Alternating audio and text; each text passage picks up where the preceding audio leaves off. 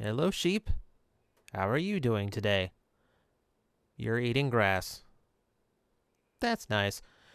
Okay, guys, so I've never done a Lego review before, so I thought, why not seriously overcomplicate my first one and try something a little bit experimental? See, the Lego set I want to review is the Minecraft First Night set, which is supposed to be representative of the basic house you would build very quickly in the world, but playing a little bit of Minecraft, I kind of think it's not possible to create this thing in one night. So we're going to do a little test run. This is a completely clean world. I have not built anything. I am in survival mode, as you can see by the hearts and food. We have normal settings, normal everything, no cheats, nothing here. Everything is going to be done fair. So I'm going to give myself as long as possible, wait for the next morning to come, and then we're going to see if indeed a full day in Minecraft is enough to build the first night. It seems like a pretty basic idea to me. I really don't see what could go wrong. Oh no, no, no, no, no. This oh my god, no, no, no. Oh my god, that went so wrong.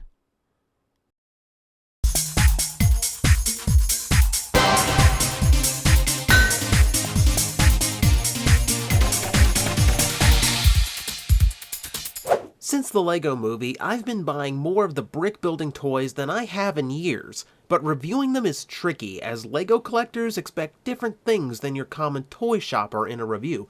They want to know the new parts, the parts in rare colors, what color the largest plates are, and frankly, I have no idea how special any of these bricks are.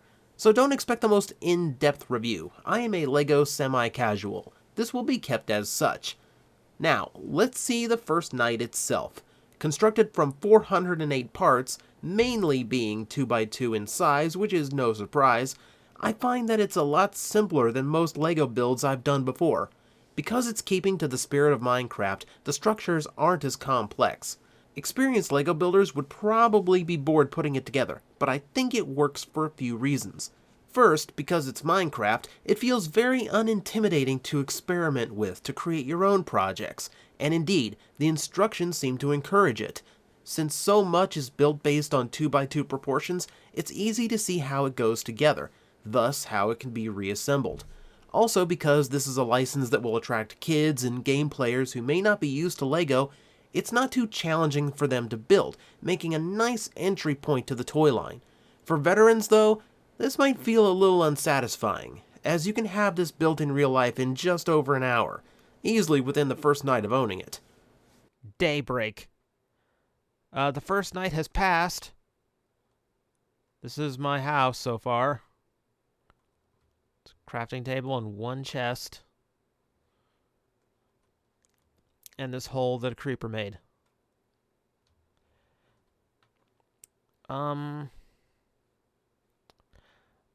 I would say an accurate first night set would be pretty lame.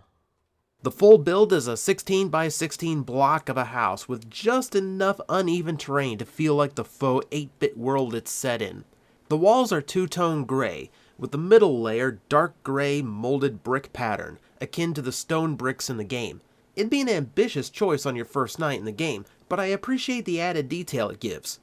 Okay, so if we're going by what Lego's actually using here, it looks like a lot of this house is built with polished andesite, which means a lot of this is going to have to be... We're either going to have to cheat and just use the smelted stone, or we're going to... You know what? We're going to cheat. We're going to cheat. I am so not building this entire thing out of andesite. It takes way too long to find it. Inside, the floor is done in a pale brown color, sticking to the earth tones of the set. This is again a pretty basic element in the game. Rather than anything colored like carpeting in a normal Lego house, this can be done either with pale wood or more likely sandstone. Okay, I believe I can complete my floor now. Dun, dun, dun, dun.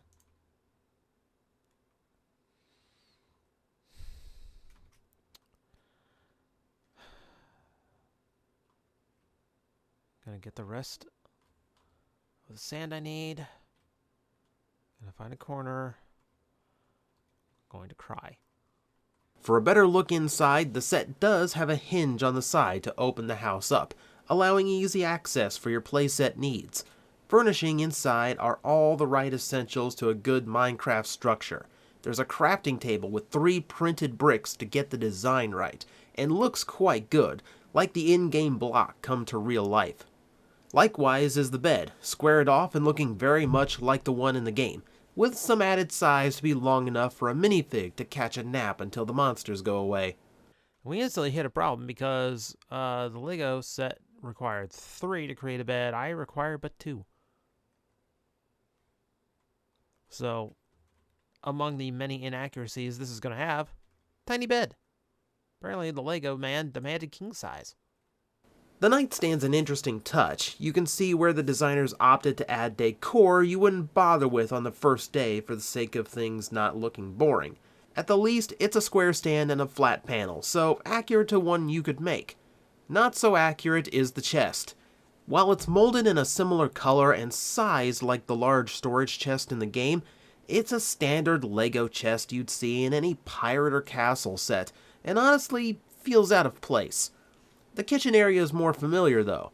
The standout is the furnace with translucent bricks under it to show the flames, and again the printed bricks give it the right blocky look. The slabs on the countertops are doable, yes, but what amuses me is the flower pot in the corner.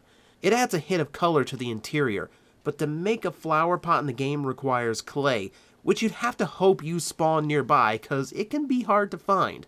There's a lot of parts that I predicted would get really frustrating in this. The proportions were a big concern. You know what I didn't think of? Making a freaking flower pot.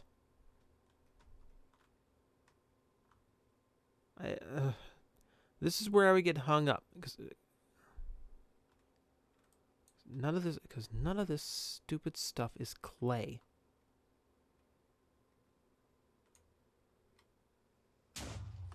Oh, what? What? There wasn't a creeper. I was just. I like the torches this set uses too.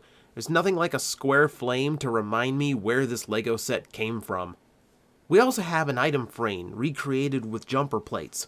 This is good as it lets you reorient the hanging item like you can in the game. A subtle choice by the Lego designers that I really appreciate. We're going to come across another discrepancy here is the item frame in the Lego set is like 4 blocks big.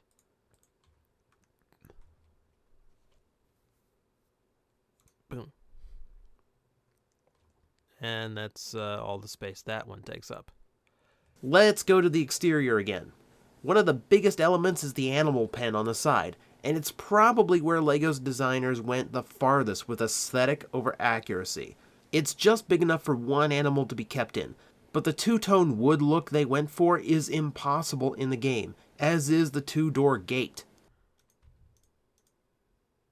Yeah, that doesn't look wrong at all.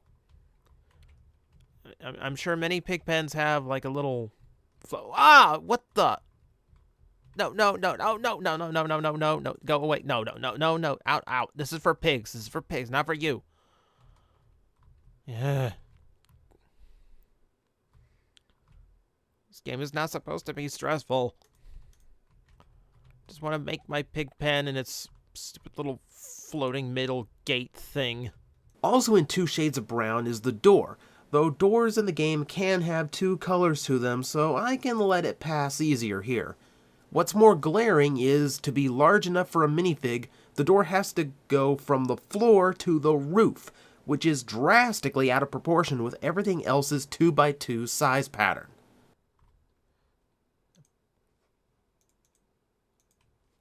Finally. Okay.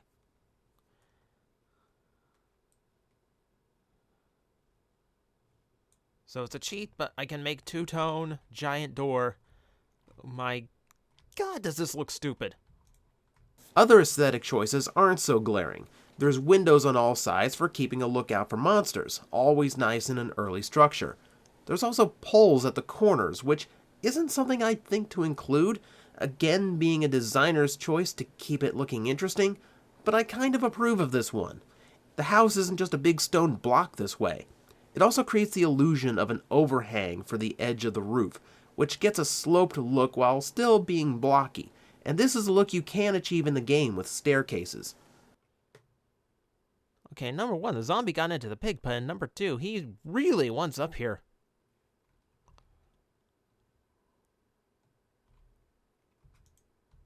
He's not having the best of luck either. No, no, no, no, no, no, no, no. Ow! Right onto my stove. The biggest detail outside is the rooftop garden. Ambitious for a first night, I think. It's kind of a cool look. Not something I'd have thought to do in the game, but I kind of like it. Okay. So that part's easy enough. How long does it take for grass to grow? The tree is what gets me the most. It's such a Minecraft thing to have a tree out of block shapes like this that it really gives the set the right feel and identity. Whoa! It grew around me. But, yeah, that's actually a fairly decent version of what's actually on the Lego set. Okay. Win! Lastly, let's see the inhabitants of the house. Here's Steve, the hero of Minecraft, and he fits the Lego mold very well. I do know the head part is new, molded brown for the hair and painted with his pixelated face.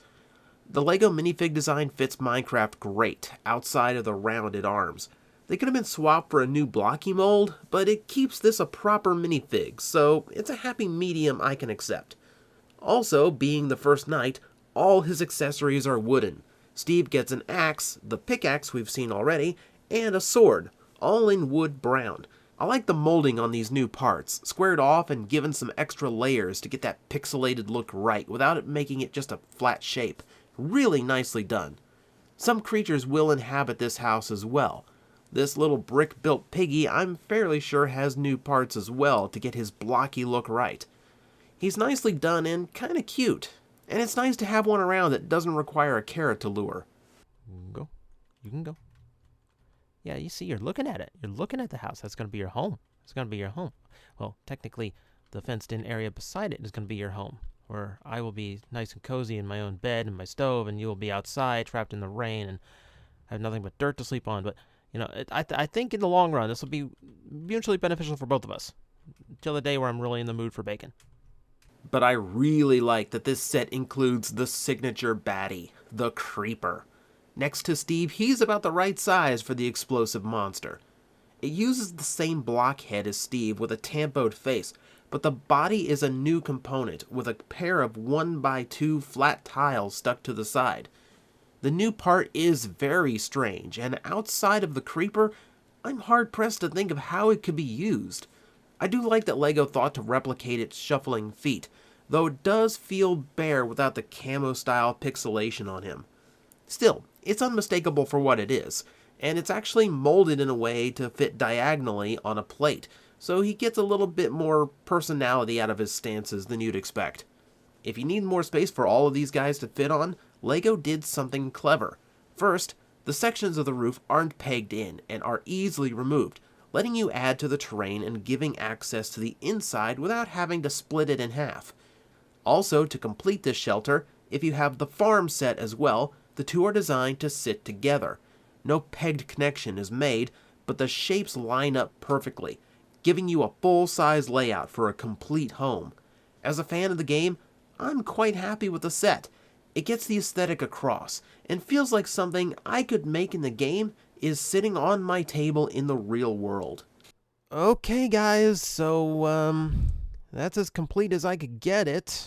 And proportions are way off, and some of the materials could be more accurate. Couldn't get grass on the roof, but I wanted it to be as complete as possible and still as close to the first night as I could get it. And I think that's probably about as good as it's going to get. I mean, I'm not very good at Minecraft, so I'm sure there's some expert player out there that could probably do way better than this and probably whip the whole thing up in one night if they really wanted to.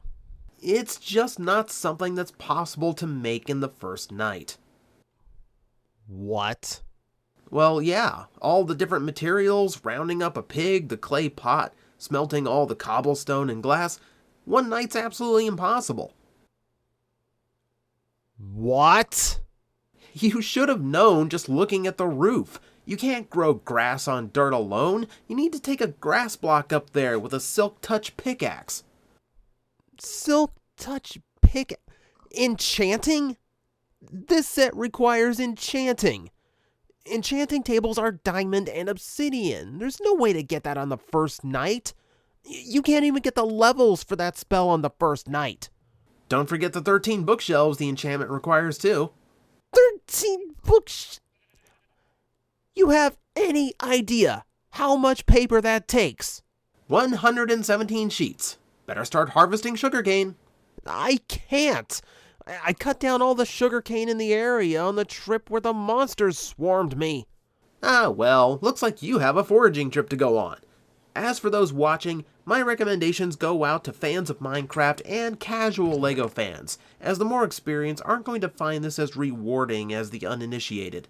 That said, the Minecraft sets include a lot of easily modified sets, and one set is just bits and bricks matching the main sets.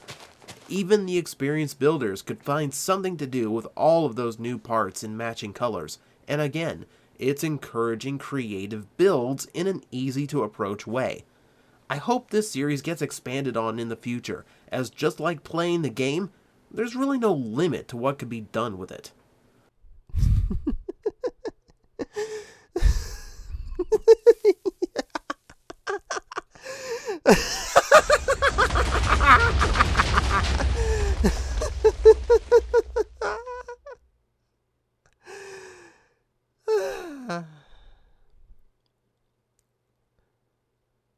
So, who wants to see how long it takes to make the bigger sets?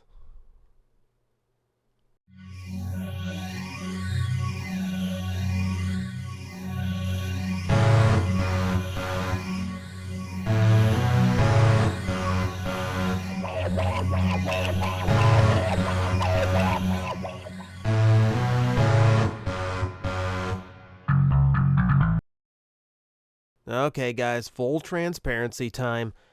Okay, yes, the TNT in the finale did come from a cheat. It's the only time cheats were used for anything in this entire build, I swear to it. I legitimately was curious just how accurate the title The First Night really was. And it's off by about 8 nights. So, not quite accurate. It was a legitimate test. I didn't scout out any of this area beforehand. I didn't build anything or gather anything in advance. The only thing you guys really didn't see was a ton of material gathering that took forever. And everything else was legitimate. The days and nights in the corner, and even the story about the sugarcane. Yeah, the mob swarm in the cold opening, that happened when I was going after all the sugarcane in the world. Everything was as legitimate as I could get it. And no, I will not be doing any of the larger sets. This was fun, but clearly a one-time experiment. Or is it?